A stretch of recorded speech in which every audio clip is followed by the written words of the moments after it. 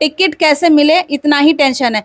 जनता उनकी डूब जाए, सूखे से मर जाए, उससे कोई लेना देना नहीं है उनको। ये लोग बाहर के हैं, आउट ऑफ बेनीपट्टी के नेता रहते हैं, तो बेनीपट्टी में अपना जो हो, बस इलेक्शन के टाइम आते हैं, वोट बोरा में भर भर के लेके जाते हैं, जीत के और बैठ जाते हैं। बेनीपट्टी को असली विकास क्या होता है ना, वो मैं जनता को दिखाऊंगी और बाकी के नेताओं को भी दिखाऊंगी कि इसको विकास कहते हैं और इसको काम करना कहते हैं। बिहार विधानसभा चुनाव की डुगडुगी बज चुकी है। बात करें बेनीपट्टी विधानसभा की तो आज से नामांकन का दौर भी शुरू हो चुका है। 13 तारीख से लेकर के 20 तारीख तक नामांकन होना है। ऐसे में आज आम आदमी पार्टी की तरफ से सुविधा यादव जो कि प्रत्याशी बनी है, सबसे पहले इन्हीं को लेकर के किसी दलीय उम्मीदवार को लेकर के बेनीपट्टी विधानसभा में घोषणा हुई। तो आम आदमी पार्टी की सुविधा यादव जो कि अब आज एनआर कटवा चुकी है, नामांकन की तैयारी कर रही है और बेनीपट्टी में चुनावी मैदान में शिरकत करने के लिए जोरदार तैयारी भी की है। सबसे पहले सुविधा जी, आपका बीएन के प्लेटफॉर्म पे स्वागत है। पहला सवाल कि बेनीपट्टी एक ऐसा विधानसभा क्षेत्र जहां पे कहा जाता है कि ब्राह्मण डोमिनेट विधानसभा क्षेत्र है, ब्राह्मण बहुल विधानसभा क्षेत्र है, वहां पर एक यादव उम्मीदवार होकर के आप मैदान में उतर रही है और दमखम दिखा रही है कि मैं जीतूंगी, मैं करके दिखाऊंगी। और इस बीच आपकी पार्टी की तैयारी कैसे दिख रही है अपनी दावेदारी को? सबसे पहले मैं जितने भी हमारे बेनीपट्टी के जनता है उनको मैं प्रणाम करती हूँ। देखिए, जनता जो है ना, यहाँ पे किसी जात को लेके या उसको लेके हम वोटिंग नहीं करेगी।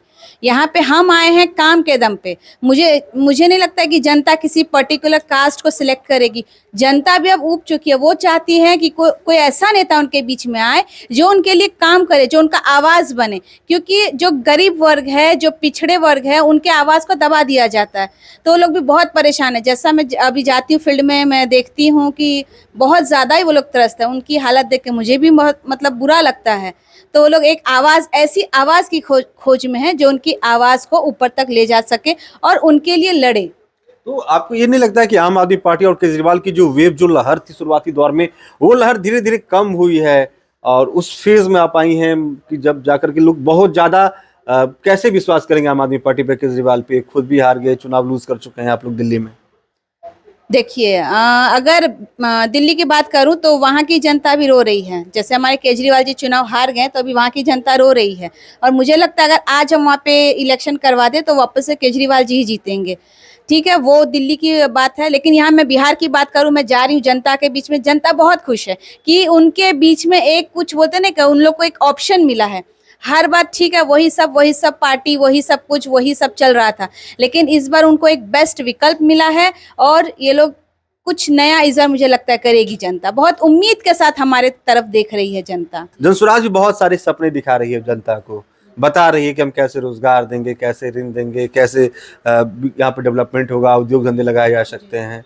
ऐसे में एनडीए के लिए भी थोड़ी बहुत चिंता के विषय है, महागठबंधन के लिए भी चिंता के विषय जनसुराज बनकर के अटक गई है। आपको अगर थर्ड फ्रंट ही बनना है तो लग रहा है कि जनसुराज भी आप लोग के लिए चैलेंज है। नहीं, देखिए, जितने भी राजनीतिक दल है, जनता ने सभी का काम देखा एक एक करके, ठीक है। और जहां मैं बात करूं मेरे पार्टी की, तो हमने क्या किया वो दिल्ली और पंजाब के जरिए पूरे इंडिया ने देखा, ऑल ओवर इंडिया ने। हम कोई नई पार्टी नहीं है। हमारा काम, हमारा जो भी सोच है, विचारधारा है, वो सब कुछ जनता के सामने क्लियर है। यहाँ पे कोई ऐसा पार्टी बता दीजिए जिसकी कोई विचारधारा हो। और अब बात कर लें पीले गमछे की, तो देखिए ठीक है, सबका अपना अपना पार्टी है, फंडा है, लेकिन वो जो पीले गमछे वाले की मैं बात करूँ तो वो फ्यूचर में क्या करेंगे आगे भविष्य में जाके, वो पता नहीं है, किसी को भी क्लियर नहीं है। वो करेंगे, लेकिन हमने करके दिखा दिया है। तो हमारा जो मॉडल है, दिल्ली मॉडल, वो पूरे देश के सामने है। ये फर्क है हमारे में और बाकियों में। अब बेनीपट्टी विधानसभा में लंबे समय से घूमी हैं, आपको क्या लगा है कि बेनीपट्टी विधानसभा में नहीं हो पाया? आप रहती तो कर सकती थी, ऐसा होना चाहिए था। बहुत कुछ मैं कर सकती थी। सबसे पहले तो मैं स्कूल पे काम करती, क्योंकि मुझे ऐसा लगता है अगर हम शिक्षा पे बहुत ज़रूरी है ध्यान देना। जैसे मैं देखती हूँ, फील्ड में जाती हूँ, बच्चे लोग यहाँ वहाँ घूम रहे हैं, कोई स्कूल में नहीं जा रहे। पूछती हूँ, मैं स्कूल नहीं गए? नहीं गए हैं। क्यों नहीं गए हो? खाना खाने के टाइम जाएंगे, फिर आ जाएंगे मैडम, ये सब। तो शिक्षा बहुत ज़रूरी है, क्योंकि अगर हम बच्चे को शिक्षित करेंगे तो हमारा आधा समस्या वहीं पे सॉल्व हो जाएगा। अब और मुझे ऐसा लगता है कि बाकी पार्टी शिक्षा पे बिल्कुल नहीं ध्यान दे रही है। सिर्फ कहीं कहीं पे बिल्डिंग बना देने से, बहुत जगह तो ऐसा है, आप नवटोली में चले जाइए, एक ही रूम के अंदर 1 to 5 क्लास चल रहा है। एक ही रूम के अंदर स्टोर रूम है, टीचर्स भी बैठ रही हैं और 1 to 5 के बच्चे बैठे हैं और सिर्फ 2 टीचर्स हैं। तो शिक्षा पे हम काम करेंगे। दूसरी बात है जैसे सड़क, ठीक है हाईवे वाला सड़क सब बना है, लेकिन गांव के अंदर अगर आप जाते हैं, बिशनपुर पंचायत में मैं गई थी तो मैंने डाला भी अब मेरे फेसबुक पे, जब लोगों ने कहा कि मैडम ये रोड है तो ताज्जुब हुआ कि ये रोड है। ऐसा लग रहा था कि पूरा कीचड़ एकदम से खेत है जैसे कि, ऐसा बहुत सारा रोड उन्होंने दिखाया।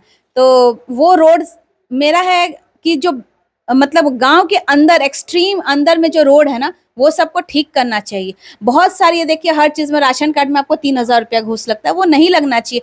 जनता अपना नेता क्यों चुनती है? ताकि उनका काम अच्छे से हो, स्मूथली हो, वो लोग परेशान ना हो। लेकिन जो भी जनता नेता को चुन रही है, मैं देख रही हूँ कि उनका कुछ भी काम इजी नहीं हो रहा है। राशन कार्ड में 3,000 रुपया लग रहा है, इंदिरा आवास में आपको घूस लग रहा है, नल जल में देख लीजिए कहीं भी पानी नहीं है। लोग इतने परेशान थे पानी से इस बार। अब ठीक है बारिश हुआ है तो थोड़ा थोड़ा पानी आ रहा है लोगों के कल में, लेकिन नल में पानी नहीं था। ये सब चीजें हैं। जैसे कि फाइल हो जाता है, कहीं पे गरीब आदमी खड़ा है, अगर पुलिस स्टेशन ही चला गया, मान लीजिए कोई कोर्ट कचहरी, तो डरा हुआ रहता है। वहाँ पे अगर कोई बड़े नेता है, अगर एक कॉल कर दे, देखे कि आदमी सही है, अपनी थोड़ी सी कॉल कर दे या उसके साथ कहे कि हाँ हम आपके साथ हैं, तो उनके लिए ये बहुत ही मतलब होता है ना, अच्छा होगा। हाँ, हिम्मत का काम करता है। हॉस्पिटल का आप देख लीजिए बेनीपट्टी में, जो इस बीच में तो कितने सारे ऐसे केस है कि एक्सीडेंट हुआ, लेके गए, वो लोग ने रखा 2 घंटे, ऑक्सीजन की फैसिलिटी नहीं रहती है वहाँ पे। एक का तो सिजेरियन हुआ और वो डेथ कर गई महिला, वो भी आपको पता होगा। तो ऐसे कई सारे केसेस हैं। तो हर जगह मतलब कमियां हैं, और अगर मुझे जनता मौका देगी तो मैं ये सारे कमियों को मैं मतलब बोलते हैं ना कवर करूंगी, और बेनीपट्टी को असली विकास क्या होता है ना वो मैं जनता को दिखाऊंगी, और बाकी के नेताओं को भी दिखाऊंगी कि इसको विकास कहते हैं और इसको काम करना कहते हैं। आप इतना आरोप प्रत्यारोप लगा रही हैं, हम ये कर सकते हैं वो कर सकते हैं, लेकिन अभी एनडीए भाजपा की विधायक है बेनीपट्टी में विनोद रंजा, और इतिहास में रहा है कि बहुत लंबा मार्जिन से उन्होंने चुनाव जीता था। पिछले बार 32,000 तकरीबन उनका मार्जिन था। पब्लिक तो पसंद कर रही है ना, बावजूद आप कर रही हैं कि काम नहीं किए हैं, ये कर सकते हैं वो कर सकते हैं। नहीं, वो देखिए 2020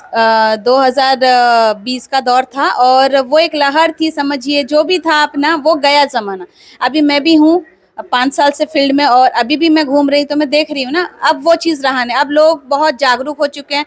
नजरा में जो देखिए आप बाढ़ आया है, वहाँ पे उस वो पूरे साइड वहाँ पे, तो वहाँ पे एक भी विधायक पहुंचा? कोई नेता नहीं पहुंचा। मैं गई थी, मैं 4 दिन से कंटिन्यू वहीं पे दौरा कर रही हूँ, और वहाँ के लोग कह रहे हैं, आपस में वो लोग बात कर रहे हैं। वो लोग ने कहा, मेरे भी कान में बात है, आपस में लोग बात कर रहे हैं कि अभी तक कोई विधायक, कोई नेता यहाँ पे पहुंचा नहीं है, लेकिन हाँ आम आदमी पार्टी वाले वो लोग घूम रहे हैं, पूरा सर्वेक्षण कर रहे हैं। तो कहाँ है सब विधायक?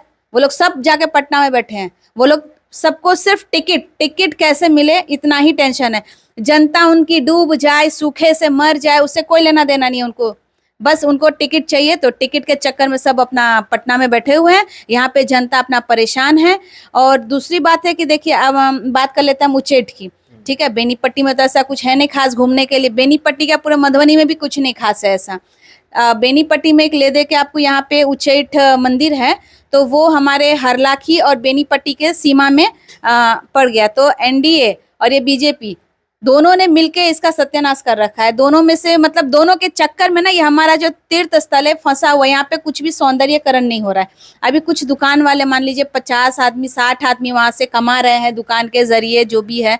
अगर वहाँ का सौंदर्यकरण हो जाए, थोड़ा उसको टूरिस्ट प्लेस बनाने के एंगल से, जबकि बहुत नाम है उच्चैठ मंदिर का, वहां पे अगर कोई गेस्ट आता है उसको अच्छे से टूरिस्ट प्लेस बनाए। जो पोखरा बना के बीच में तो देखी थी 1-2 नाव था, लेकिन कुछ भी नहीं, वो भी सक्सेसफुल नहीं है। होटल्स बना दिया जाए, महिलाओं की सुरक्षा का वहां पे थोड़ा और ज्यादा मतलब ध्यान दिया जाए, तो यहाँ पे हाँ कुछ हो सकता था। 50 के बदले 500 1000 लोग भी कमा सकते थे। तो ये सब चीजें, लेकिन ये लोग तो लोकल है नहीं ना, बेनीपट्टी से इनको क्या लेना देना है। एक भी ये लोग तो बाहर के हैं, आउट ऑफ बेनीपट्टी के नेता रहते हैं। तो बेनीपट्टी में अपना जो हो, बस इलेक्शन के टाइम आते हैं, वोट बोरा में भर भर के लेके जाते हैं, जीत के और बैठ जाते हैं। जनता तो ये भी कहती है, जब मैं फील्ड में जाती हूँ तो मैं उनको कहती हूँ कि 5 साल में कभी भी जिस विधायक को आपने बनाया, जिताया, कभी कोई आया? तो लोग बोलते हैं नहीं, हमने आज तक उसको देखा नहीं है, वो लोग आए नहीं। मैं फिर आप लोग वोट कैसे देते हो जब कोई आया नहीं? आज मैं आ रही हूँ, आपको समझा रही हूँ, अपील करूँ, तब आप मुझे वोट दीजिएगा। तो उसको आपने कैसे वोट दिया? तो लोग बोलते हैं कि नहीं, हाई का गांव में एगो आदमी से कहल के पदो दही त रोड बन जेतो, ई हो तो, लेकिन बाद में कुछ होता नहीं है। तो हर गांव में मैंने देखा है घूम के कि कुछ दलाल हैं जो लोगों को बरगला देते हैं और वोट का बोलते हैं ना गलत इस्तेमाल कर देते हैं। बेचारे भोले भाली जनता है हमारी, उसको कुछ भी नहीं पता। उनको ये नहीं पता है कि उनका विधायक कौन है। मैं बोलती हूँ कि अभी किस चीज का इलेक्शन आपको पता है, तो लोग बोलती है कि नहीं आपका विधायक कौन है, बोलती है नहीं कुछ नहीं पता है। मतलब बताइए कि फिर वो लोग वोट कैसे गिराती है। तो ये गलत तरीका होता है। कुछ दलाल लोग जो है बीच में पढ़ के, और वो लोग तो नाम भी लेती है बिंदास कि फलाने ने बोला कि ये कर दो वो कर दो, यहाँ पे वोट गिराओ तुम। और अभी भी क्षेत्र की बात मैं कर रही हूँ, अभी भी कुछ लोग ऐसे हैं कि वो लोग बोलते हैं कि अरे यहाँ का वोट हमारा है, हम गिरवा देंगे इधर उधर। तो ये सब गलत चीजें हैं, इस सब से बाहर आना चाहिए। और जनता इस बार पूरा परिवर्तन चाह रही है।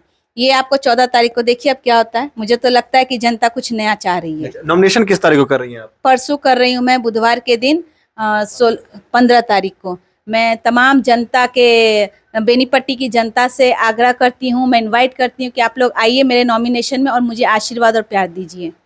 तो हमारे साथ आम आदमी पार्टी की बेनीपट्टी विधानसभा से घोषित प्रत्याशी सुविधा यादव जी हैं, जो कि जिला महासचिव पद पर थी आम आदमी पार्टी का, और इस बार पार्टी ने इन पर भरोसा जताया है। मैंने पहले भी बताया था बेनीपट्टी विधानसभा से पहले कोई दलीय उम्मीदवार इस बार के चुनाव में घोषित उम्मीदवार हैं तो सबसे पहले सुविधा यादव का नाम आया था, और जो कि आज एनआर कटवा चुकी हैं और 15 तारीख को नामांकन करने जा रही हैं। इस वीडियो के माध्यम से उन्होंने अपने चाहने वालों को, अपने समर्थकों को, अपने पार्टी कार्यकर्ताओं को भी आमंत्रित किया है नामांकन में, और खास करके बेनीपट्टी के मुद्दा विषयों पर उन्होंने बात किया है कि अगर इनसे संभावना होती विकास की, या इनकी जो चाहत है क्या हो सकता था क्या नहीं हुआ, इन तमाम चीज़ों पर उन्होंने जवाब दिया है। तो फिलहाल इस वक्त इतना ही। आप देखते रहे BNN न्यूज़। धन्यवाद।